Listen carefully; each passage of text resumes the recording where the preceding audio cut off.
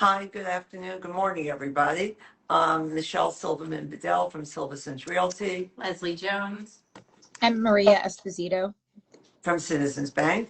Hey. We're here to discuss today what's happening with possibility, new changes in the real estate industry that's coming from the lawsuit, from the NARs lawsuit. So I'd like to just highlight some of the points. And while it's still up, it has to go before the courts for a final decision. I really think, and we really think that there'll be changes in the industry, both for buyers and sellers. And currently the concerning commissions and how it's structured. So the proposal is currently now the buyer's agents get compensated as well as seller's agents through the proceeds at the closing. And it usually is stipulated between the listing agent and the homeowner or the seller. Presently, the NARS is suggesting and they're requesting that buyer's agents will be compensated by the buyer directly, and that commission structure will be negotiated between the parties, which it really should always be done, right? It's never fixed in stone. As well as the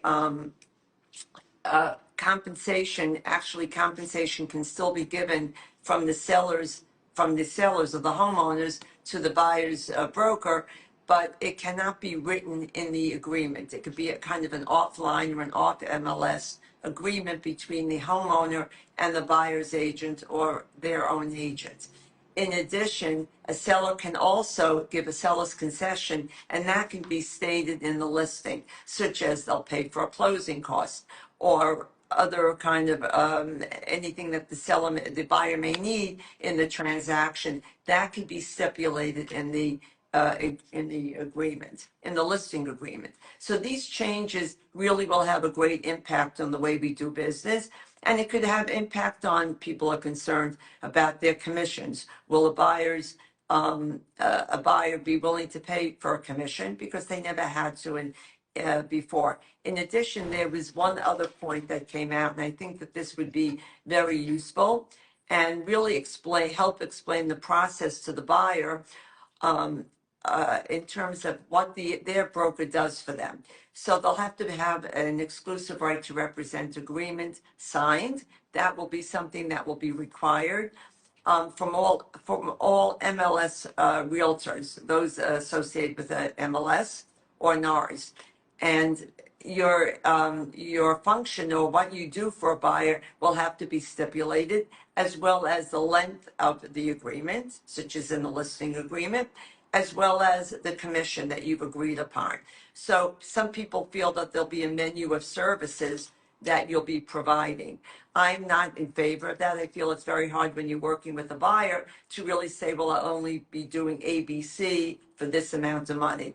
Once you're starting in a transaction, you're really involved, and you always end up doing a lot more. Your due diligence or whatever you do for your clients, I do due diligence, I check taxes, I check homeowners dues, etc. So it really becomes very involved. And it's, for me, to have a menu of services probably won't work, Right. because of the way I work when I work with a client. Yeah. Also, even that's like I would imagine the inspections, like that you appear at the inspections, or Right. you appear, so like any kind of inspection. So if there are 2 or 3 types of inspections, you have to be there for each one, Right. like And septic or Right. so that you have to itemize that if you're doing Northern Right. Westchester. So maybe because there's like so many things. There are so many things that you do, right? And it can vary from like client to client, transaction to transaction. So it's kind of like, oh, are you going to put forth something where like, here's my a la carte Right. menu, like Right. choose the things that you want me to do, or do you want full service? Right. And even when I think you start working with the buyer, right, they really don't know what that you can do for them, right? They'll say, well, can you just show me the house? But it doesn't really involve that. It involves walking through the property. It involves, as you said, the inspection. I'm there for the appraisal. The walkthrough. I mean, there are so many aspects. Working with the mortgage broker or the bank, right? So I have to, if it's an FHA loan, I did that this morning. I had to sign a form for an FHA loan. So it involves so many aspects, I think, of the transaction that it will really explain to the buyer what you do for them, which Right. right, you work with the attorney, right? Right. And Leslie also, so I think that it'll be interesting. This will go forth really in July, but people are really expecting changes to happen now. I was reading an article from the Real Estate Board of New York. They will have their own because most of their members of Rebney are not part of NARs and not Right. part of an MLS. Although we do have one key MLS members in Manhattan, but many, they'll have their own rules from what I read this morning. So it'll be interesting to see how that plays out. So one of the things that also I heard is that on Zillow or any of the, Right. any of the MLS, they won't cite the commission Right. At all for the buyers. Like, Right. You're not allowed to. That's No. gonna be, you have to be barred from doing that. Right? Exactly. Wait, I'm sorry. Are you saying that Zillow will, they won't be able to? They only can list the seller's commission. Correct. They cannot list anything related to the buyer. So that normally it says that, the participating broker will get Right. 2.5% or 2%. Whatever it is. Well, Yeah. yeah, because they won't know who the buyer's agent is, Well, right? I mean, right, but on Zillow. well, it's in any MLS the way it is Right. now on your listing sheets. If you look Right. at an MLS listing sheet, we have one Right. key MLS, but they're probably similar across the nation because this Right. does not only involve New York. It says what the seller is willing to pay out to the buyer's agent, whether it be 2%, 0%, 2.5%, 3%, Right. whatever it is. Right. That is not allowed. No, you will not be Gotcha. allowed to state the commission you're paying out. The seller could agree to pay a commission or compensate the buyer's agent, but it cannot be stipulated. So actually that was a question that I wanted to bring up or have, like maybe Leslie or you clarify, because I do think that from like, because it's so new, there's a lot of confusion around it. So Right. that question is, can the seller still do that? Like if a seller is still willing to pay a percentage of the commission to the buyer, can Right. they still do that? Or can that no longer even happen, that the buyers, the Buyer's agent. I mean, that's the question. Right. Yeah. No, they can do it, but it has to be what they call off MLS, meaning it cannot be stated anywhere in the listing. Mhm. Now, I'm not sure Yeah. how it will work Yeah. because if you're working with a buyer, just hypothetically, and you have already done an exclusive right to represent agreement, right? Right. And you stipulated your fee, what's agreed upon between the parties, and now you show a property and that homeowner may, in asking their listing Right. agent, will your homeowner compensate a buyer's agent? If they do, it becomes tricky. Are you going to claim it on both sides? I assume you Right. have to disclose it. Right. It becomes kind of tricky in the way it works. I don't think that they really thought that I out. don't think anyone really knows that's the problem, and it's going to be a little bit of mass confusion once everything, Right. comes to play. I mean, I don't think anyone really knows how this is all going to shake out. And, what I'm hearing is just like the people who are certain agents are just going to drop off the market because Right. They're not used to working they're like not this. used to working. So it'll like We scale down the people who really just do it like very Right. on a part-time basis. or working. Yeah. I mean, I possibly can definitely, well, listen, whenever there's any sort of like Change. sweeping change like that naturally happens in the industry.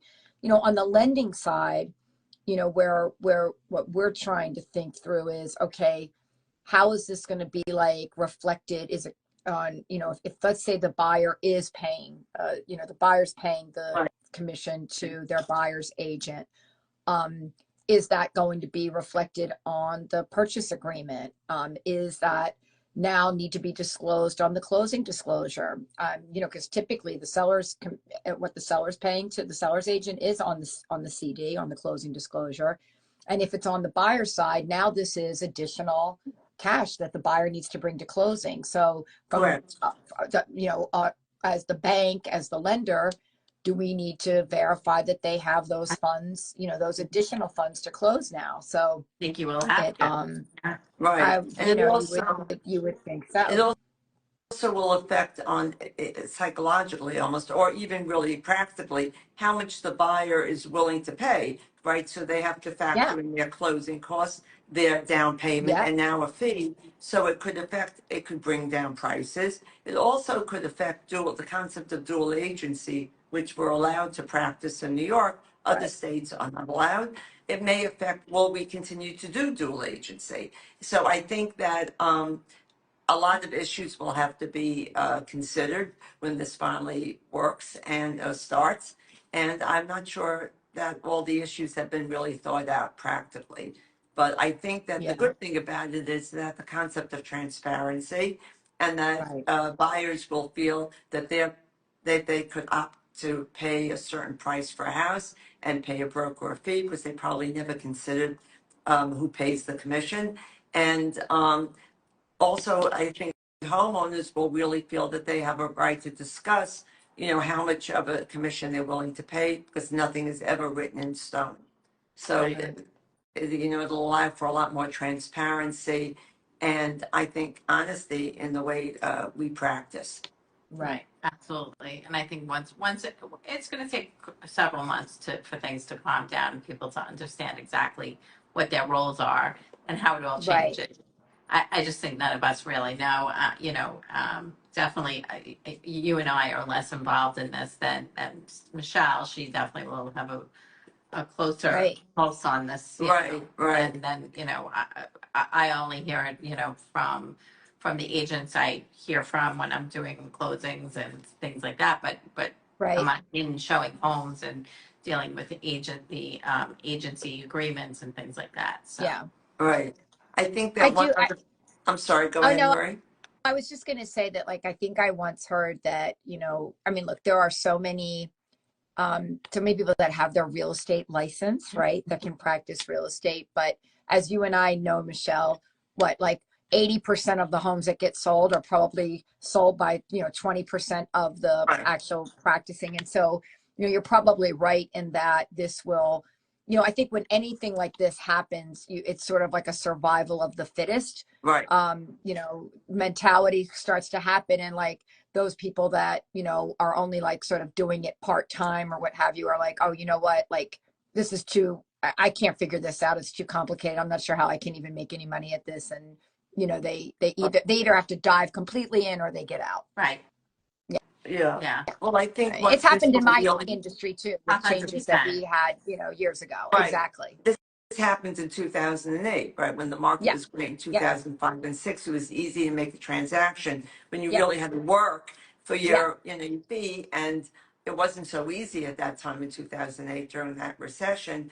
It weeded out a lot of people. Yes. But I mean, it'll really help explain to my buyer client really what I do for them. And I think that that's very important. It justifies your fee, but it also explains to them Right. all the nuances of of buying and selling property and real estate, Right. which I think Right. is very important for the public to understand. It's not just looking for a property on Zillow, or Right. that's the other thing that a lot of people are concerned about, that the buyer will go to the listing agent rather than bypass the buyer's agent because they didn't want to pay a fee. However, Right. they won't have representation if they do that, right? So it involves buyer agency and dual agency. And I think that they really won't, I don't believe that they'll really get the full service of their realtor if they choose to go to the listing agent. That's my personal feeling, Yeah. whether I'm on the buy side or the sell side, Right. Right. I think you'd be right. right? Because that person may not do all the due diligence, and there may be a conflict of interest, and they may just not So, want to because their fees are affected as well. right. So listen, we have a question from somebody that's Ah, watching, that's saying, like, what brought about this change? Like, why even have this change? because there were many lawsuits and class action suits with many NARs MLSs across the country, and they were being sued Right. by the buyers and the homeowners, right? And they start to look at it, and the lawsuits evolved. I mean, Leslie could speak about the impact of that, but that resulted in changes. So why this happened really was that homeowners felt that they were not forced, but encouraged to pay more for a house than they really had to because the commissions were impacted. The sellers they felt that their listings or their homes would not be put in their local MLSs unless a certain fee was being charged, is the way I understand it. And there were other issues as well. That the other problem that I read about, that steering was occurring. So people felt that their agents were only showing them homes where the commissions were higher. This should not be allowed, right? Yep. And this should not happen. Of course. So all Yes. of these things, it's Best, yeah. right. Yeah. I mean, they're saying, that I guess I heard something about that the commissions can't be 6% anymore. Whether that's true or not, I don't know. I think it was a mistake that was written, that somebody wrote something, and I'm not sure who, and NARS corrected it. You could never dictate a commission, right? It should always have been negotiated between the parties, the Right. listing agent and the homeowner, or the between the buyer and their agent. And even now, it should never be written in stone. So it's always what's agreed upon between the parties. Right. And I think that's the gist of it. Yeah. So if anybody has any Interesting other stuff. questions, Yeah, it's definitely an unknown Yeah. for now. I mean, we'll see how it all shakes out over the next few months. yeah. Right. But anyway, if anybody has any questions, feel free to send it to us, any one of us, and we'd be happy to answer any of your questions.